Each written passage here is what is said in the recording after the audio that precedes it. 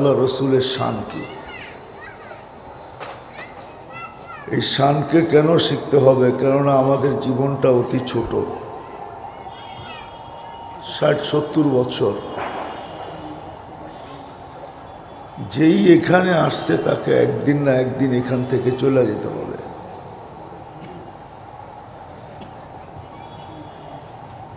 যেখান থেকে আসছি ওইখানেই ফিরতে হবে। অর্থাৎ আল্লাহ পয়দা করছেন, আল্লাহর কাছেই আমাদের ফিরতে হবে। বাঁচার সুযোগ কারোর জন্য ছিলও না, আর কারোর জন্য হবেও না। এই জন্য কবির কথাই সত্য, লাউ কানাতি দুনিয়া মুখাল্লাদা মা মাতা মুহাম্মাদা। যদি দুনিয়াটা চিরদিন কারোর জন্য হতো তো আল্লাহ রসুল সাল্লাল্লাহু আলাইহি ওয়াসাল্লাম উনি দুনিয়া ছেড়া যেতেন না। কেননা সমগ্র সৃষ্টি উনার সুবাদী আল্লাহ সৃষ্টি করছেন। বরং এটাও বলা যেতে পারে, কোরআনের এক আয়াত দেখলে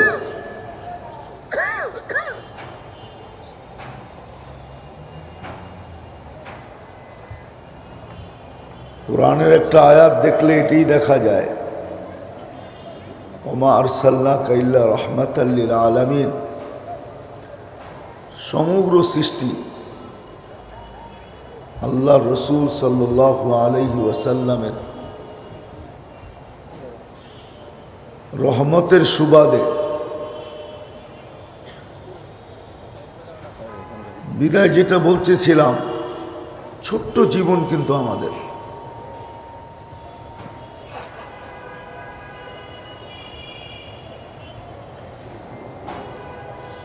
যেখান থেকে আসছি ওইখানে চলে যেতে হবে।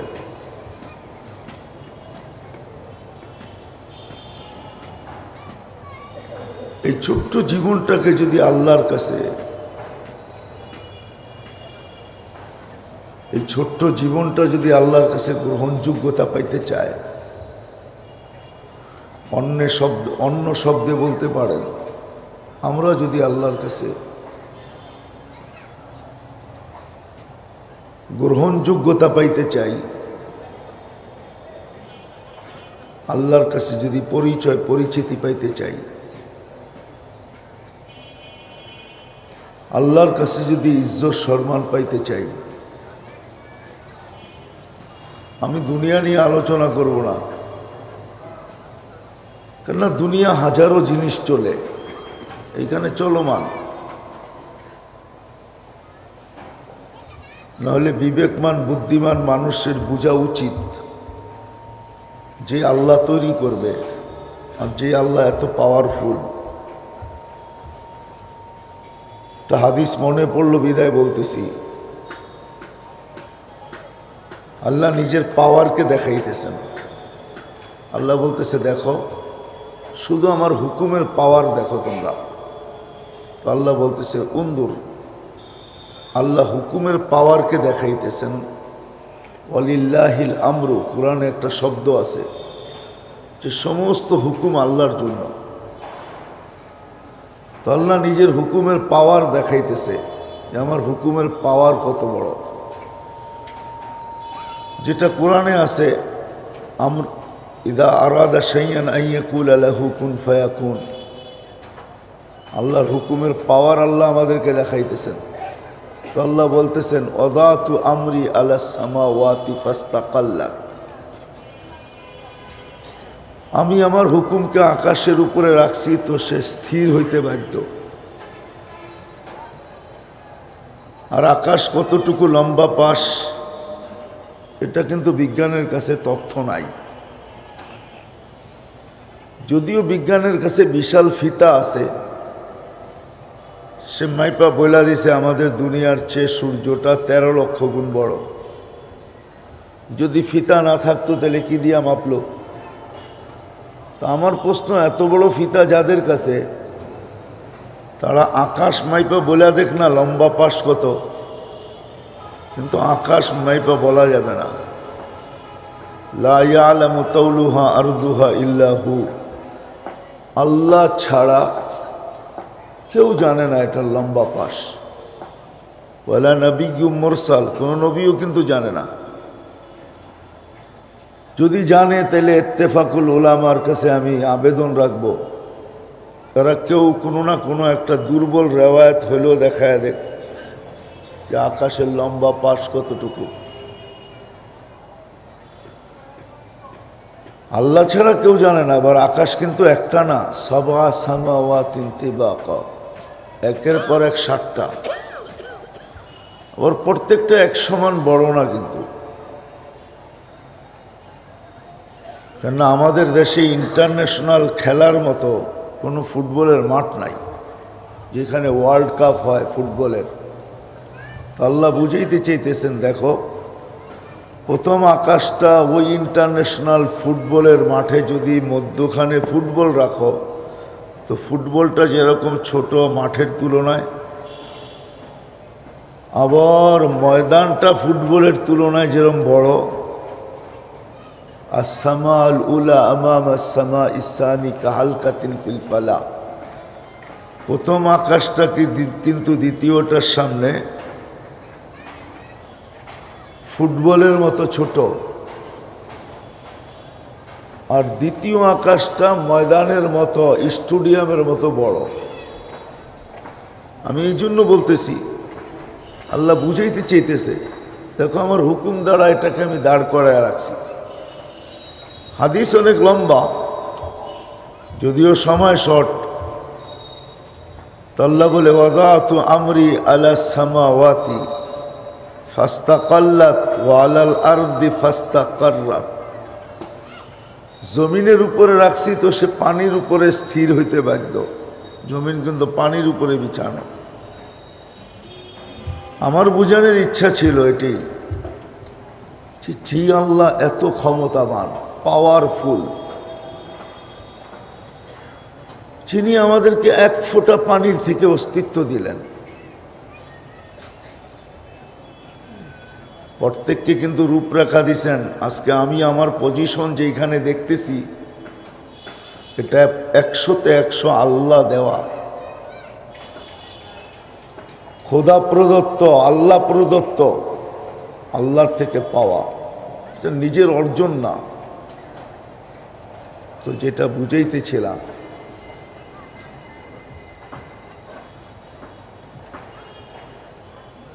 আল্লাহ মানুষকে অল্প স্বাধীনতা দিছেন। যদি তা না হইতো তাহলে একজন ব্যক্তিকে আল্লাহ সৃষ্টি করল, পূর্ণতা দিল, এক স্তর পর্যন্ত নিয়ে আসলো, আর সে নাস্তিক হবে, সে মুশরিক হবে, সে কাফের হবে, সে খোদাদ্রোহী হবে, এটা কোনোদিন সম্ভব হতো না। আমি মনে হয় বুঝাইতে পারতেছি না, এটা কোনোদিন সম্ভব হতো না। আল্লাহ মানুষকে স্বাধীনতা দিছেন, অল্প, বেশি না, কিন্তু এই কথা বইলা দিছেন, নাযিরুন কাইফা তা'মালুন।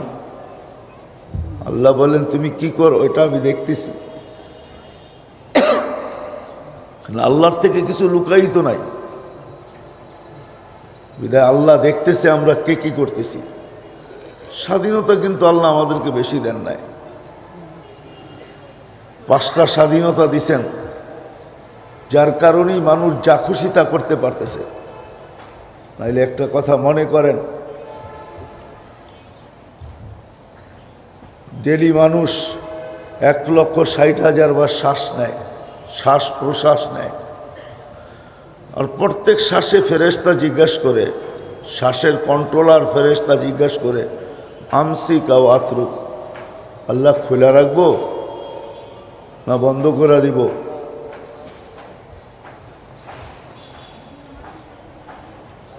যে 24 ঘন্টা নাফরমানির ভিতরে, আমি কাফেরের কথা বাদিয়ে দিলাম, মুসলমানের কথাই ভাবলাম,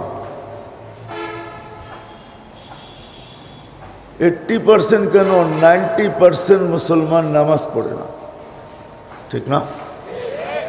কে ডাকে? নামাজের জন্য ডাকে কে? আল্লাহ ডাকে।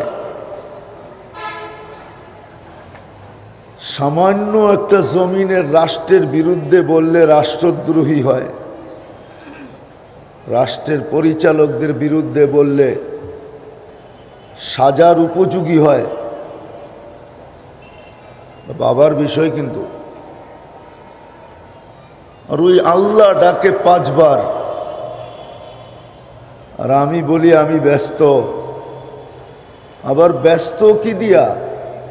আল্লাহর দেওয়া অস্তিত্ব দিয়েই সে ব্যস্ত, তারপরও বলতেছে আমি ব্যস্ত। কার কথা?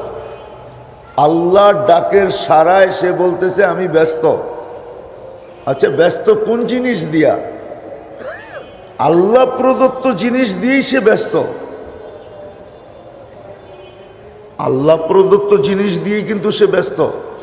এটা কে দিছে?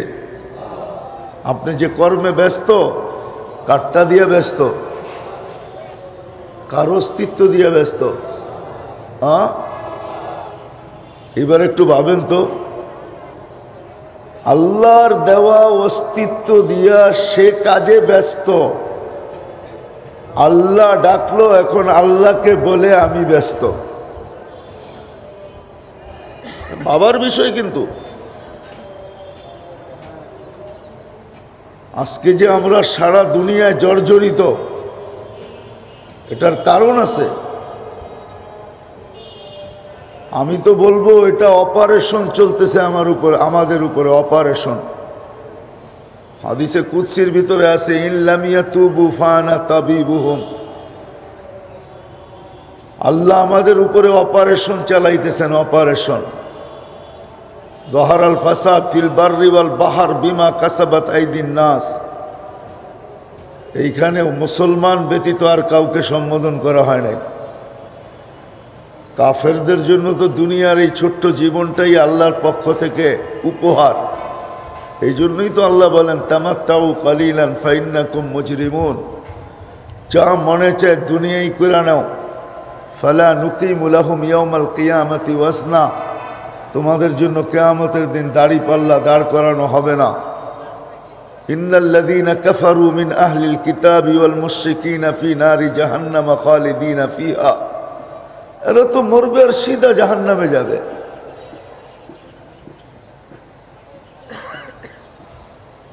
তো যেটা বলতেছিলাম, বুঝাইতেছিলাম আমি, আল্লাহ ডাকে, কিন্তু সে কি বলে, আমরা কি বলি? ব্যস্ত, ঠিক না? কার অস্তিত্ব দিয়ে আমি ব্যস্ত? আমার প্রশ্ন, যদি দোকানদার দোকানে ব্যস্ত, হাট বাজারওয়ালারা হাট বাজারে ব্যস্ত, অফিস আদালতওয়ালা অফিস আদালতে ব্যস্ত, ক্ষেত খামারওয়ালা ক্ষেত খামারে ব্যস্ত, রোড গার্ডওয়ালা রোড ঘাটে ব্যস্ত, মিল ফ্যাক্টরিওয়ালা মিল ফ্যাক্টরিতে ব্যস্ত, ঘর বাড়িওয়ালা ঘর বাড়িতে ব্যস্ত। মেনে নিলাম ব্যস্ত, কিন্তু আমার প্রশ্ন হলো আপনাদের বিবেকের কাছে, আমি যে ব্যস্ত, কার অস্তিত্ব দিয়া ব্যস্ত? কার অস্তিত্ব দিয়ে ব্যস্ত? ওই আল্লাহ 5 বার আপনাকে আমাকে ডাকে, আর আপনি বলেন আমি ব্যস্ত, আসেন না। তারপরও আপনাকে জুতার ফুলের মালা পরাবে। এটা তো আল্লাহ কমই আমাদের উপরে নিয়ে আসতেছেন। আজকে যা শিখার দরকার ছিল তা তো আমরা শিখি নাই, আমরা জানিই না। আজকে কাদিয়ানি যে বাংলাদেশের ভিতরে কতটুকু জায়গা করে নিছে, বা তার প্রচার প্রসার কতটুকু হয়েছে, এটা আমাদের কারো জানা নেই। যদিও আমরা আন্দোলন করতেছি, কিন্তু কাদিয়ানি এই সুযোগ পাইল কেন? কাদিয়ানি তো বাংলাদেশের পয়দাওয়ার না, এই জমিন থেকে হয় নাই। বাংলাদেশের মানুষ এটা গ্রহণ করলো কেন? সে কাদিয়ানি হইল কেন? কাদিয়ানি তো হলো পাঞ্জাবের একটা, ইন্ডিয়ার পাঞ্জাবের পয়দাওয়ার, ওইখান থেকে আসছে। এই জন্য আমি একটু বলি, অনেক জায়গায় বলছি যে বাংলাদেশের জমিন হলো ওই জমিন, যেই জমিন আলহামদুলিল্লাহ 1426 বৎসরে কোনো ইন্টারন্যাশনাল লেভেলের কোনো ফিতনার এই জমিন থেকে তৈরি হয় নাই। বাংলা সন চলতেছে 1426। এই 1426-এর ইতিহাসে কেউ দেখাইতে পারবে না এই বাংলাদেশের মাটির থেকে ইন্টারন্যাশনাল লেভেলের কোনো ধর্মীয় ফিতনাবাজ অথবা কোনো ফিতনা উৎপত্তি হয় না এই জমিন থেকে। এই জমিনে যত ধরনের আজ পর্যন্ত উশৃঙ্খলা পয়দা করার জন্য যত ধরনের ফিতনা এই দেশের ভিতরে আছে, এগুলা সব ইম্পোর্টেড ফিতনা। কাদিয়ানি বলবেন, এটাও আসছে ইন্ডিয়ার থেকে। জামাতে ইসলাম বলবেন, আবুল আলা মওদুদির বাড়ি ইন্ডিয়াতে, বাংলাদেশে না। আজকে যে সাদিয়ানি ফিতনা, এটাও কিন্তু এমএস, এটাও কিন্তু ইন্ডিয়ার থেকে আমাদের দেশে আসছে। আমাদের দেশের মানুষ কিন্তু সরল সহজ, সাদা সিধা। এটা আমার উক্তি না, স্বয়ং আল্লাহর রসুল বাংলাদেশের মানুষকে আখ্যায়িত করছেন সরল সহজ। প্রমাণ চাবেন? ওলামাও জিজ্ঞেস করবে এই হাদিস কোত্থেকে বাড়ি করলেন। এখনো জীবিত আছে, মারা যান নাই।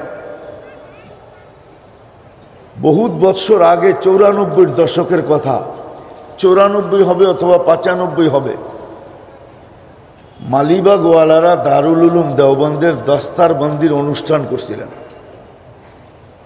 যারা দারুল উলুম দেওবন্দে পড়ছে তাদের সনদ প্রদান অনুষ্ঠান হয়েছিল মালিবাগের পক্ষ থেকে, মালিবাগের পাশেই একটা মাঠে। 1995 বা 96 হবে এরকম, বা 94 হবে। আসাদ মাদানী রহমতুল্লাহ আলাই নিজে এই খোয়াব বয়ান করছেন যে বিশাল একটা জামাত আল্লাহর রসুলকে হাতিমে কাবায় দেখছেন, সেজদারত অবস্থায় যারো কাতার কাঁদতেছেন। এক ব্যক্তি না, কিন্তু দুই ব্যক্তি না, বিশাল একটা জামাত, সবাই একই খোয়াব দেখছেন। তো জিজ্ঞাসা করছে, ইয়া রাসূলুল্লাহ কাঁদেন কেন? তো বলছে, আমি বাংলাদেশের সরল সহজ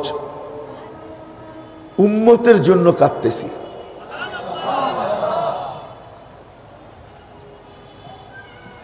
বলছে, আমার বাংলাদেশের সরল সহজ উম্মতকে বিভিন্ন ধরনের তাদের ইমানকে সিনায় নেওয়া হতেছে। নাইলে আপনি মনে করেন বাংলাদেশই সবচেয়ে বেশি সম্ভব হয়েছে বাংলা ঘরে থাকবো না, স্বামীর কথা মানব না, এই প্রবাদ বাক্য বাংলার জমিনে সবচেয়ে বেশি প্রতিষ্ঠিত হয়েছে। এনজিও নামে শত শত এনজিওরা সুদের নামে সরল সহজ মুসলমানদের ইমান ছিনায় নিতেছে। বাংলাদেশের জমিনে কিন্তু ইসলাম যুদ্ধের মাধ্যমে আসে নাই, বাংলাদেশে ইসলাম আসছে সরল সহজ মানুষ বিদায়।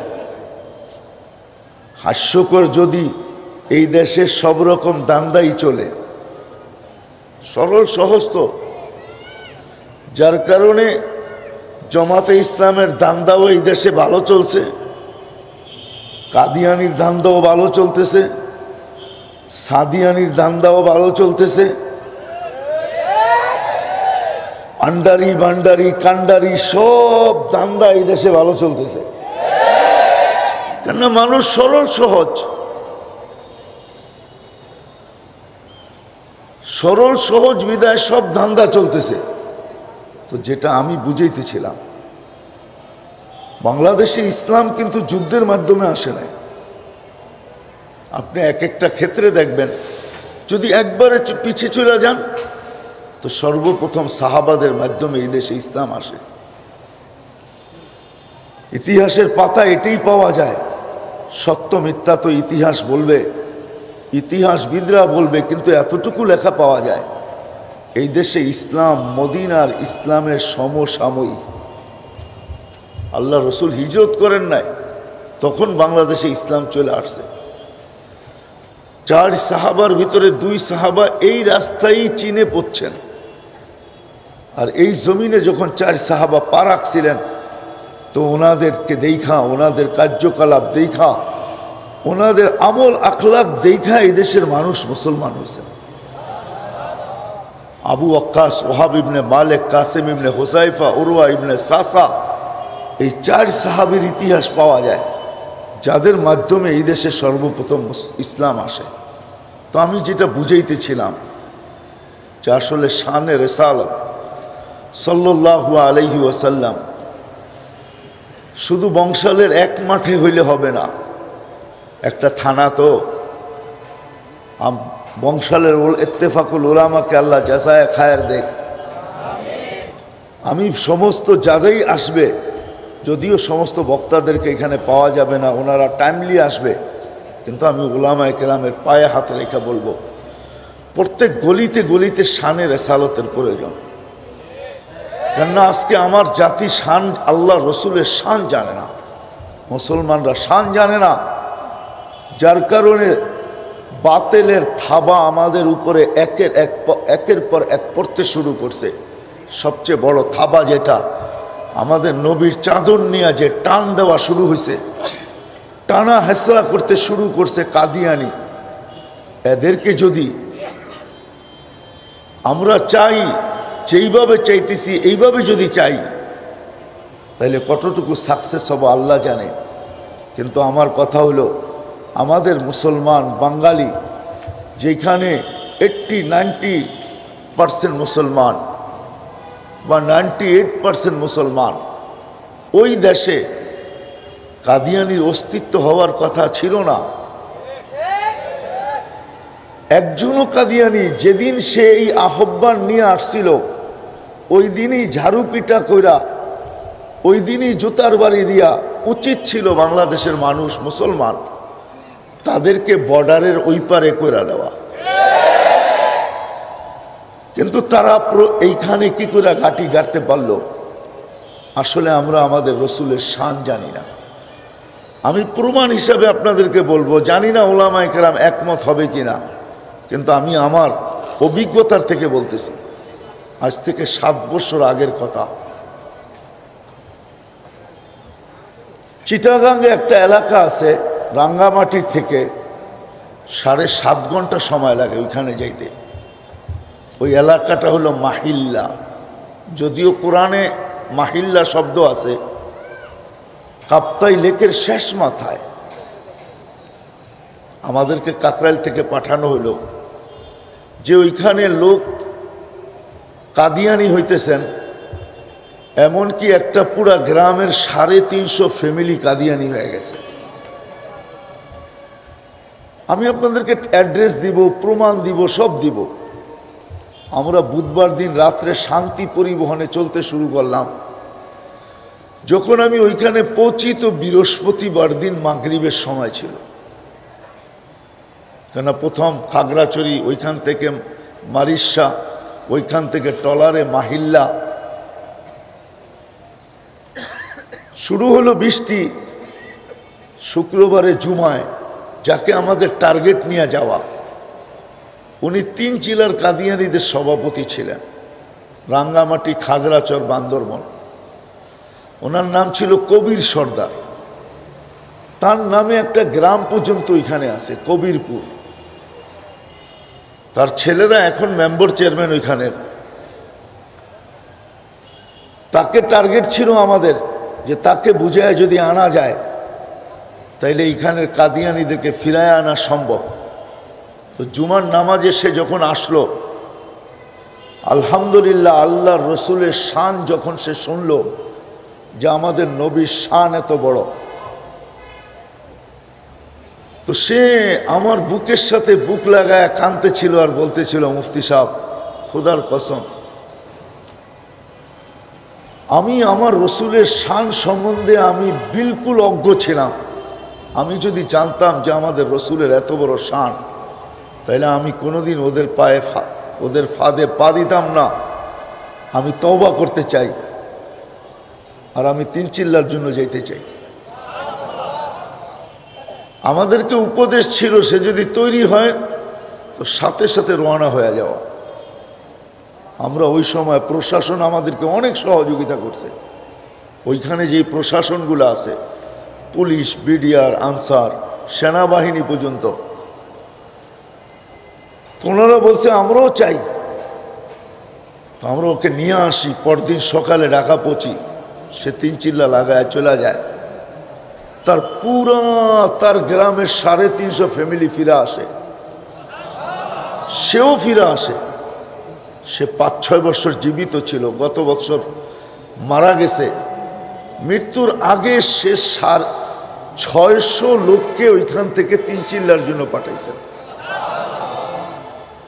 আমার প্রশ্ন হলো, আমি যদি এইখানে কাউকে দাঁড় করায়া দিই, এই মজমার ভিতর থেকে কাউকে যদি দাঁড় করায়া দিই যে আপনি হাতের করে গয়না আমাদের নবীর 5টা শান বলেন,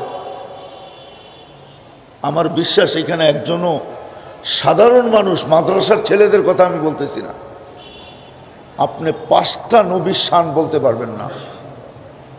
চ্যালেঞ্জ আমার, কেউ দাঁড়ায় বলেন তো আমার নবীর 5টা শান।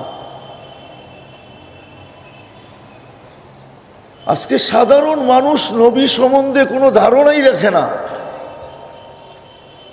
আমি অতিরঞ্জিত বলতেছি না, আমার মনে আছে আমি নয়াবাজার,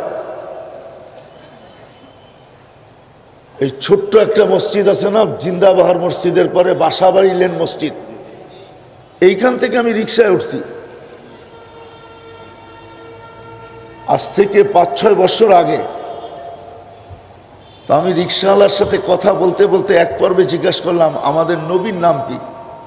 তার বাড়ি ছিল শরীয়তপুর, চর অঞ্চলের লোক ছিল সে। তো সে বলতেছিল আমাদের নবীর নাম আব্দুল কাদের জিলানী। হাসার বিষয় না, কিন্তু আপনারা কাদিয়ানি নিয়ে কাঁদেন, আমি অন্যটা নিয়ে কাঁদি। আমি অন্যটা নিয়ে কাঁদি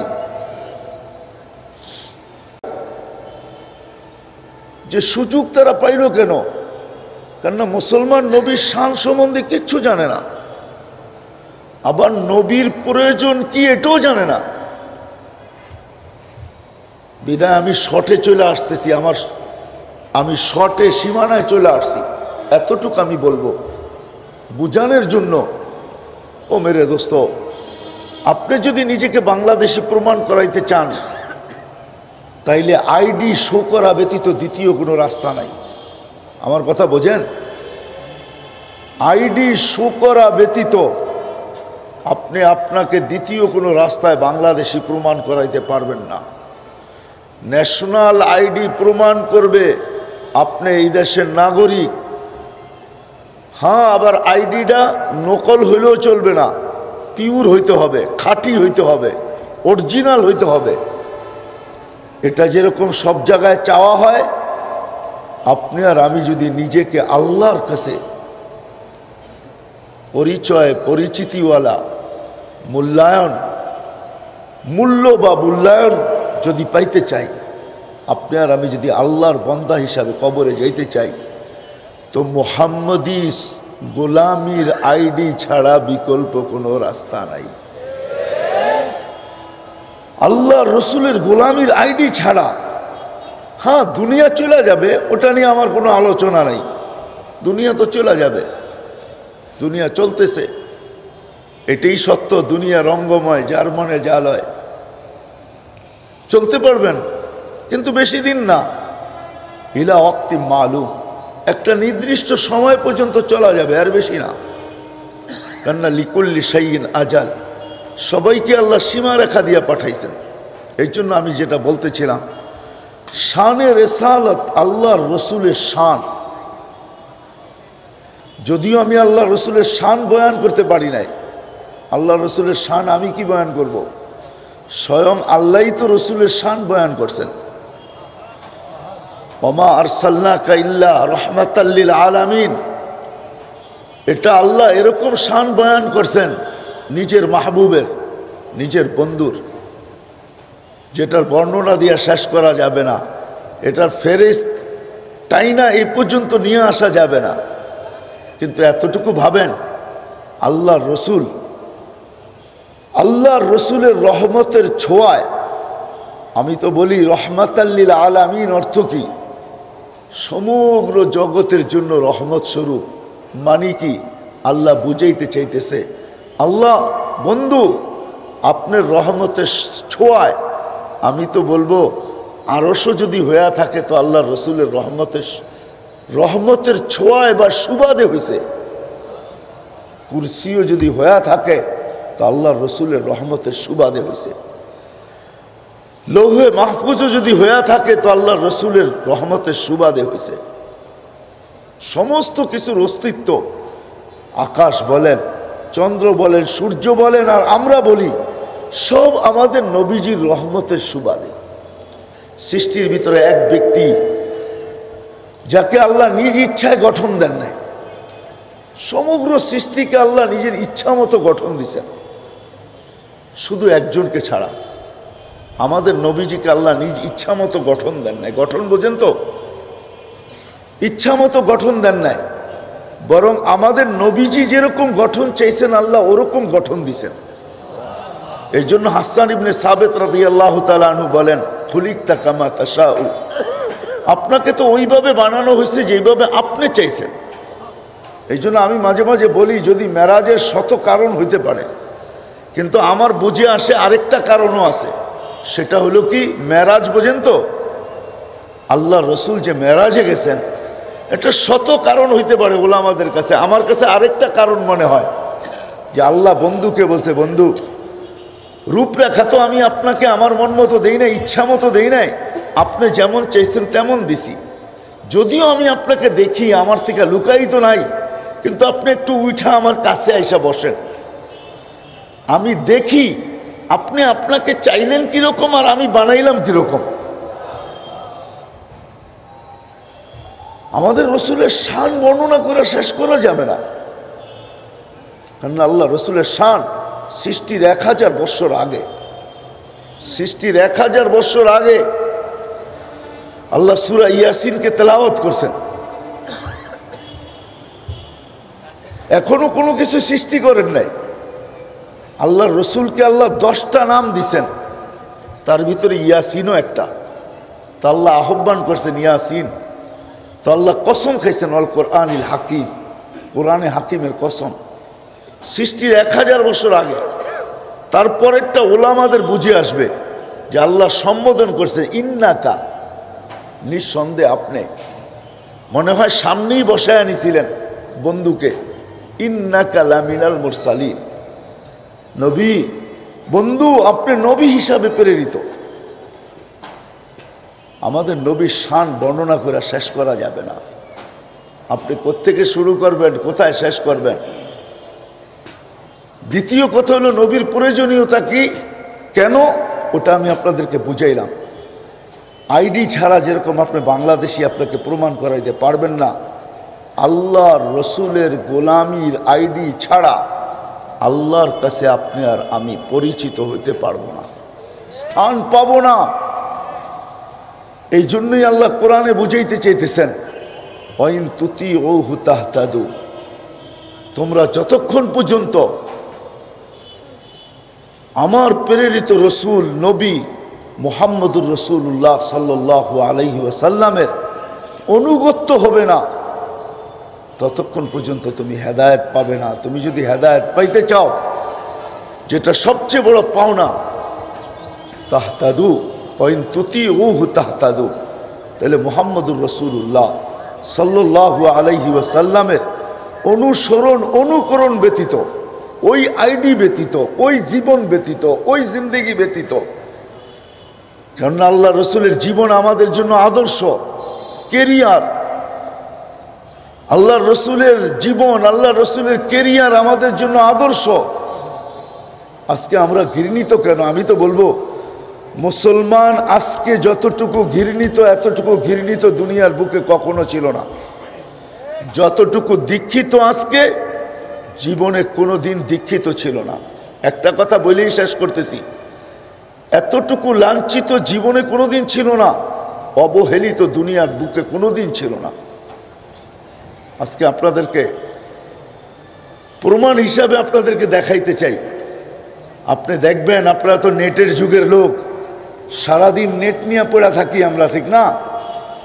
আপনি সৌদি আরবে রমজান মাসে 27 তারিখের 29 তারিখে হেরেমের চতুর্দিকে 6 কিলোমিটার পর্যন্ত লাউড স্পিকার লাগানো হয়।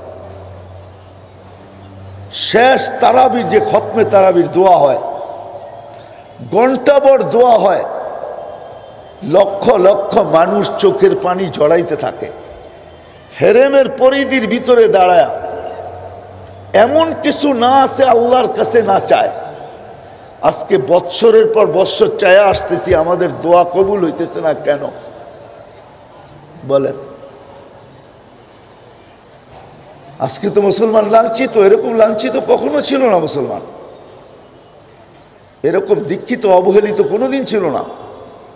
আমরা দোয়া করতেছি, কবুল হয় না কেন? চাইতেছো আসি। একদিন তো ছিল এরকম, মুসলমান হাত উঠাইতে, একটা কাহিনী দিয়ে শেষ করতেছি আমি। ইবনে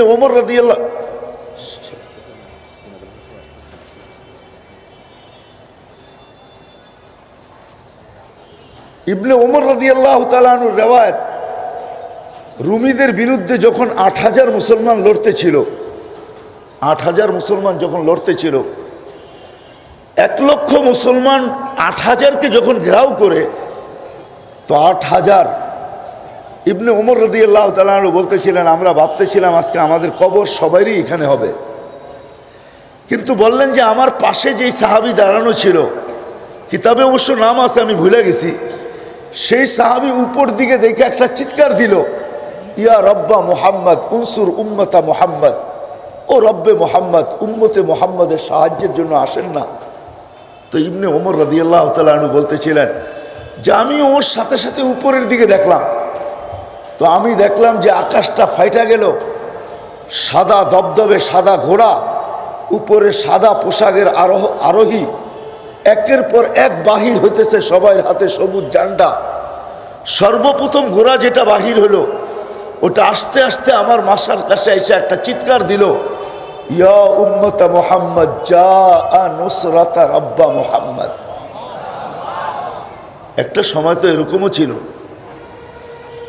কারণ কি?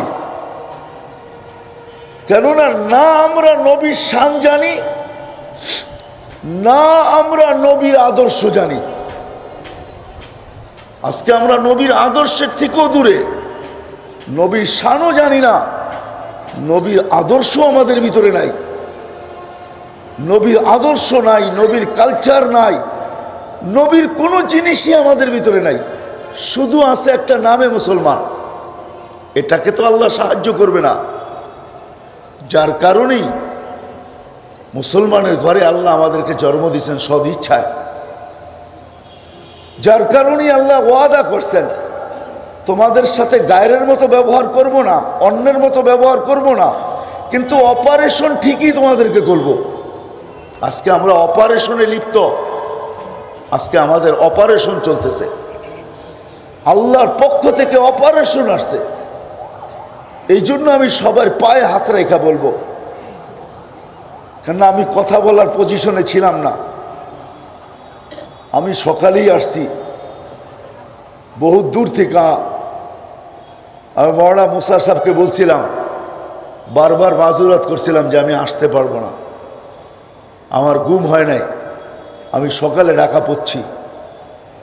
কিন্তু ওনারা নাম দিয়ে দিছেন, আবার যদি না আসি তাহলে কথার সম্মুখীন হইতে হবে। এই জন্য উপস্থিতি হিসাবে আমি আসছি। আজকে আমরা পাক্কা ওয়াদা করি, চলেন। আমি যুবকদেরকে বলবো, তোমরা নেটের ভিতরে ঘোরো, আমার কোনো আপত্তি নেই, কিন্তু নবীর শান বাহির করো। আমাদের নবীজির শান কি এটা বাহির করো, আপোষে লেনদেন করো, এটার প্রচার করো, প্রসার করো। নবীর সিরত বাহির করো, নবীর কেরিয়ার বাহির করো, নবীর কেরিয়ার ছড়ায় দাও মানুষের ভিতরে, নবীর কেরিয়ার ছড়ায় দাও, নবীর শান ছড়ায় দাও। যুবকদেরকে বলবো, তোমরা যদি নবীর শান ছড়ায়া দাও